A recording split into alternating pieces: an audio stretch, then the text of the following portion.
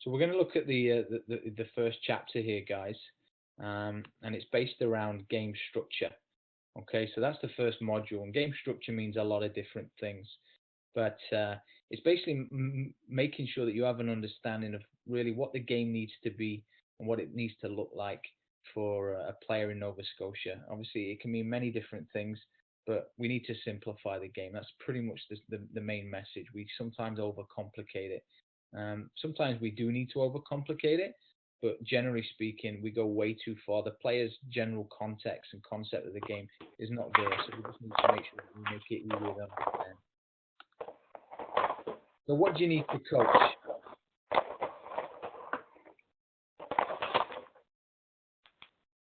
Okay, so what do you need to coach? Obviously, you need to have knowledge of the game. It's a fundamental component. If you don't really understand the game as a high performance coach, you're going to really struggle. The old, you know, saying is you don't necessarily have to have played to be able to coach is definitely true, but if you don't know the game, you're going to be really in trouble. Okay, now playing definitely I think accelerates knowledge, but it's not the be all and end all. So as long as you're obviously committed to be a student of the game, and you take some of the content that you receive over the next couple of months and you watch games on your own and you start to try and obviously problem solve, then that will be a major component of being successful within Nova Scotia. The second component, obviously highlighted in red, is the knowledge of the player. And again, we'll look at the player more particularly in the next couple of modules.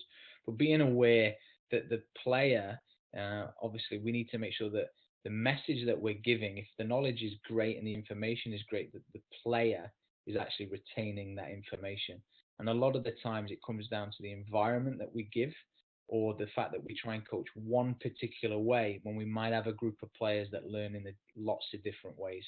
So we have to make sure that we're extremely flexible with the way that we send our messages to our kids. Okay. The items in blue, they're not. We're not going to go into lots of detail with them, but generally speaking, they do make you a better coach. So obviously, having a good understanding of the methodology, all right, being aware of different intervention techniques. We do focus a little bit on that in this course. The environment in connection with the session planning, make sure that the plan that you've created is realistic to the objectives that you've set. Tools, whether it's a whiteboard, whether it's an iPad, whether it's giving them classroom opportunities, whether it's some worksheets for them to work off, watch a game. These are all important things, but you obviously have to do the additional work in order for your players to gain anything from that. And then just general human management. It's a big thing that we forget. You've got to be quite charismatic to be a coach.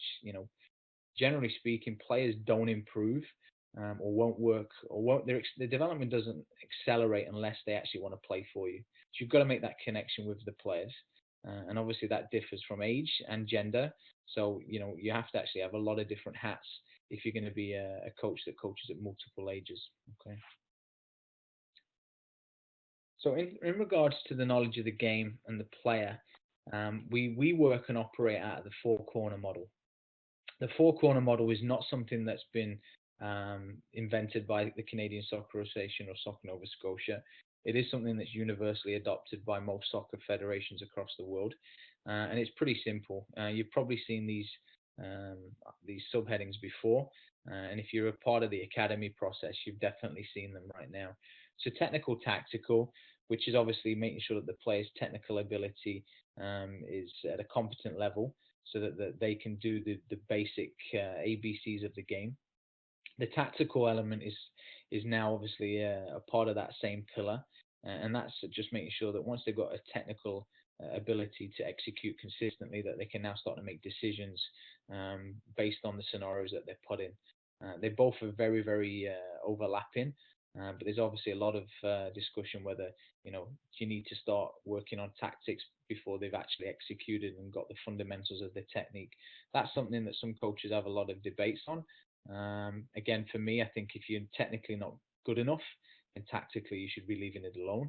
But that said, tactics is also basic shape. So if you ever watch me do a session, if I'm doing a dribbling session and I'm actually focusing on coaching the kids within a small-sided game structure, the first thing I actually will coach is shape. Because if I don't establish shape, then I'm not establishing space. If I don't establish space, players aren't going to have success. So that's probably the most intro tactic that I will ever get into, unless their technique is so sufficient or so at a level where that I feel that I can raise the tactical expectations.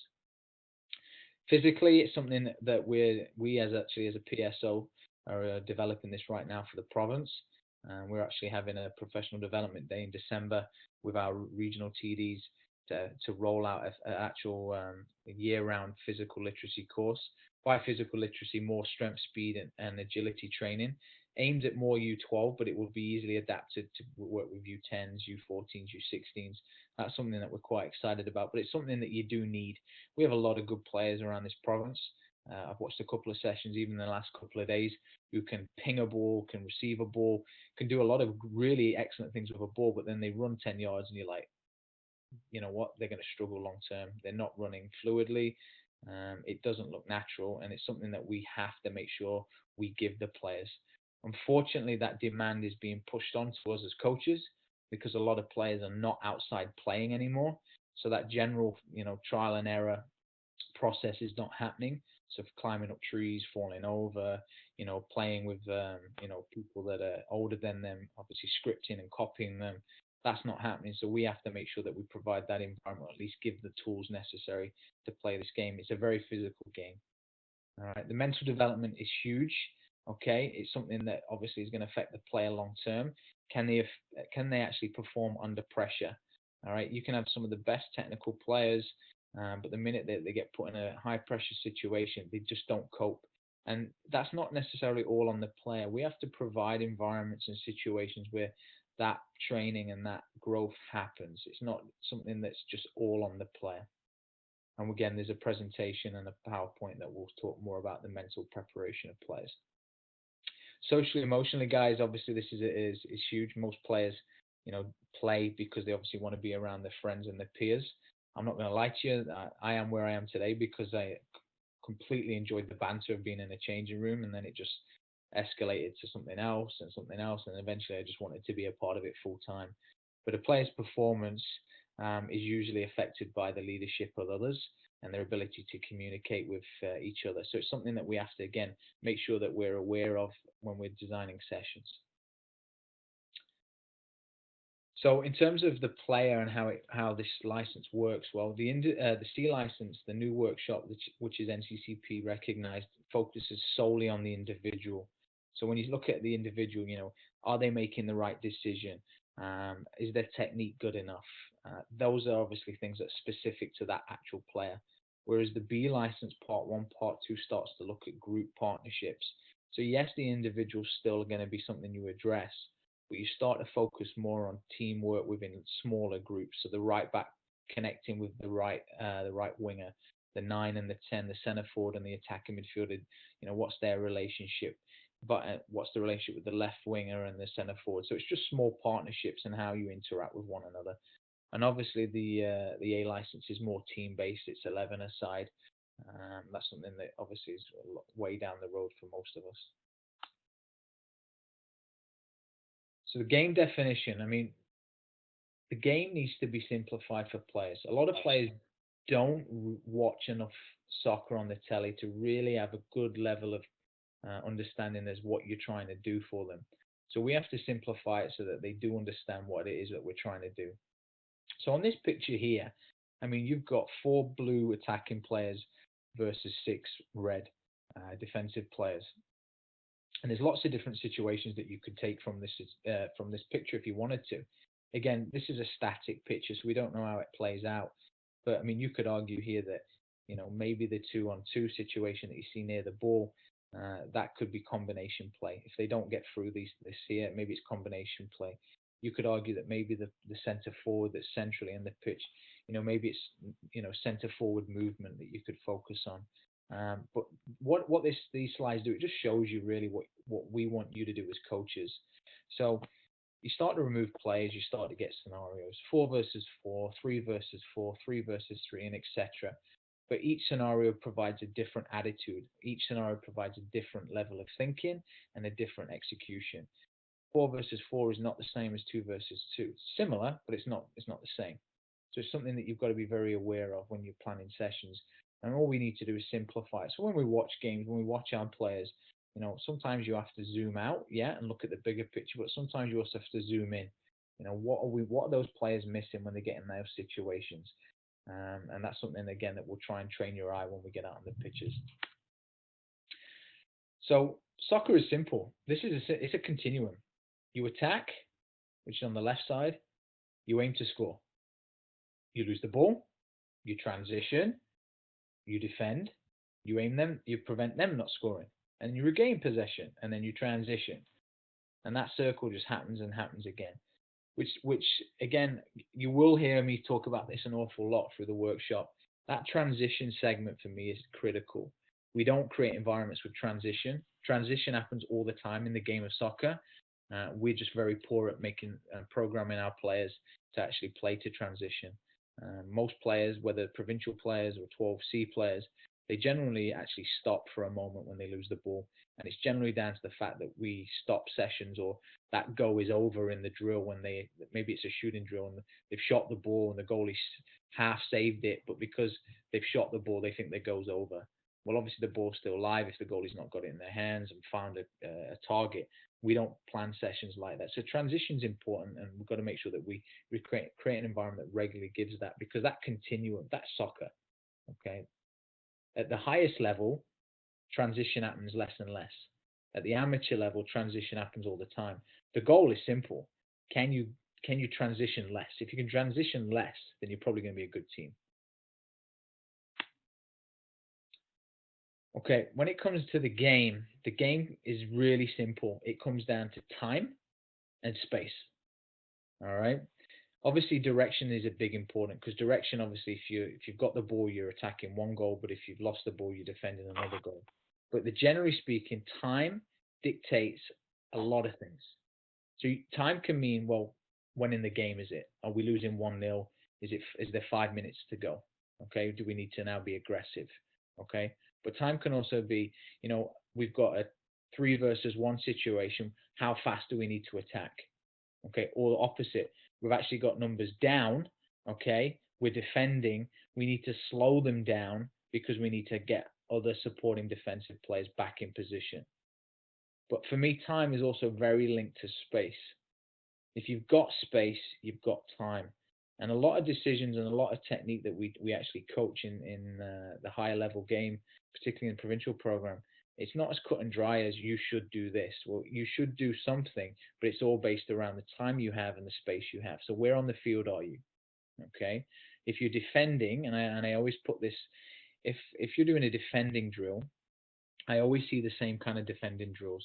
It's either defending a goal, or it's defending just like, I guess, an end zone line. Can you get past them to that line? Well, the two very different defensive techniques if you think about it. Defending a goal is, you're actually in urgent mode. They're about to pull the trigger. You're going to have to be tighter, and you're going to have to try and intercept the ball quickly. Whereas defending a line is very different. You've got more time. You're looking at just trying to, I guess, the best. You're never in control, but you're trying to make it as predictable as possible by pushing them to a certain direction, and you're waiting for the right moment. You could argue that if you was doing a defending drill and they were looking to pass the ball to a target rather than shoot, then the defensive attitude changes again, because you can't get too tight because you're trying to screen the pass. So a lot of the times we've got to be very aware that space, where you are on the field, and how many players completely changes the attitude of what it is you're trying to achieve. And that defending one is just an example for you. There are many, many, many, many more. And we generally put them all together and say, well, you should be doing this all the time. That's not the case. It's got to be game specific, scenario specific. So the coaching framework, guys, and again, it all links in together as we go through the workshop, is simple. You evaluate a match. If you're not evaluating matches, then you're not impacting your players in the way that you can be. So when you're watching the games, are you making notes as to what it is that they're doing and not doing? Don't just watch the game and say we lost, we won, or we scored this many goals, or we can see that. What specifically is the objective? So, for example, right now in the under 12 academy, the competency for the week is passing, it's proactive passing. I'd be very surprised how many people on game day will talk to their players and define that objective in that game. The objective should be what they've taught them in the week, and that's passing. But when we get into a game, generally all of that gets thrown out the window, and the emotion of the game and the emotion of the score becomes all we talk about. We need to remember that it's process versus the end result. We get to the end result eventually, but we have to remember that we have to give them objectives. And those objectives can be individual. Okay, so player A, I want you to try and execute this based on what we did in the sessions this week. Or collectively, we've been working on, passing in behind space. That's what I want us to work on this week in the games. Can we identify when we can penetrate the ball into spaces? Or can we recognize when we can pass to space rather than pass to feet? Keep them on the objective. And then when you're evaluating them, okay, you simply start to review if you've done it. If you've done it well, then you recreate your training session and you go again and you go into your match. But it has to be about process. It's not about the actual game. The game is simply a tool. It's simply an environment for you to put all of the things you've worked on in the week into practice. Okay. So a proper analysis is paramount. Okay. It's absolutely essential. If you're not evaluating what's going on in the games, or you're not evaluating what's going on in your training sessions and identifying the needs of your players, then you're simply just facilitating a coaching or a training session. We have some phenomenal facilitators in Nova Scotia. We don't have enough coaches. Coaches fix problems. Coaches give players tools to fix their problems. This is what we need.